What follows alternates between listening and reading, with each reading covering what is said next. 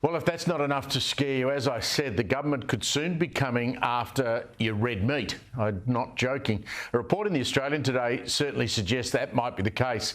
A government body that's charged with designing dietary guidelines, why we need such a body is beyond me, has for the first time included the impact of food and food production on climate change, and they're warning against red meat.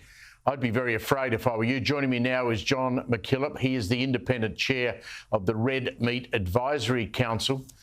Why do we need some government body to be lecturing us about what sort of food we should be eating? And are you worried about the direction this might go in, John?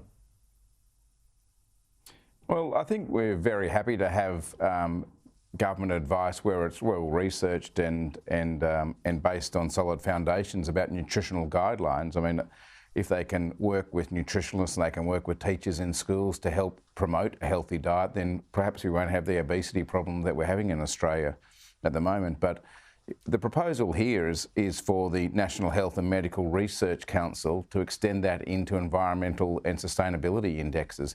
And nowhere in that title does it suggest that they have any expertise in environmental or sustainability knowledge. They're well and truly beyond their remit. And we're seeing this in a number of organisations lately where they go well beyond what they're intended to do. And I think there's an idealistic agenda that's hidden behind it, far beyond what they're meant to be doing.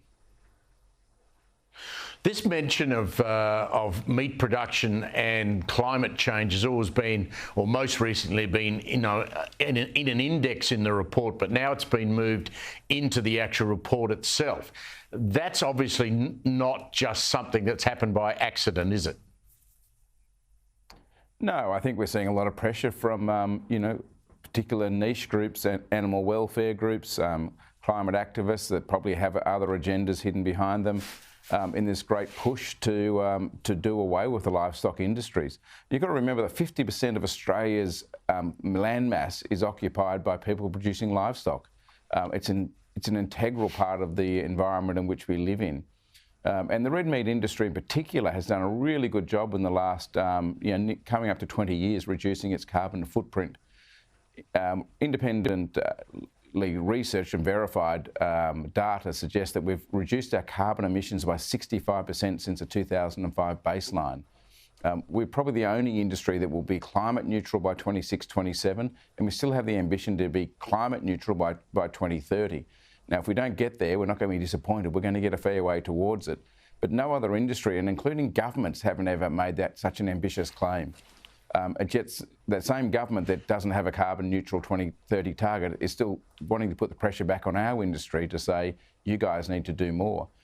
Unlike other sectors such as energy and transport, the great thing that agriculture has is the ability to sequester carbon as well. Sure, we emit it through consumption of diesel fuel, nitrogen fertiliser, etc., and methane in particular, but we also have a great ability to sequester it through trees and grasses and soil carbon. Well, they're all great points, and I mean, I was going to make the point that what's more sustainable than a herd of beef cattle? I mean, they eat grass, they reproduce themselves, and it's completely sustainable. Well, you don't have to have a science degree or an environmental degree to drive past two paddocks. On the left-hand side will be one that's growing wheat or barley, and there's not a tree in sight, and there's diesel being burnt, and there's fertiliser going on, and there's chemicals going on. And I'm not saying that that's a bad thing, but that's just what our production system is in grain. And on the other side of the road will be a paddock with trees in it, bird life in it, bees buzzing around, and cattle grazing on pasture. I don't think we need anyone from a nutritional council or anyone else to tell us which one is going to be more sustainable in the longer term.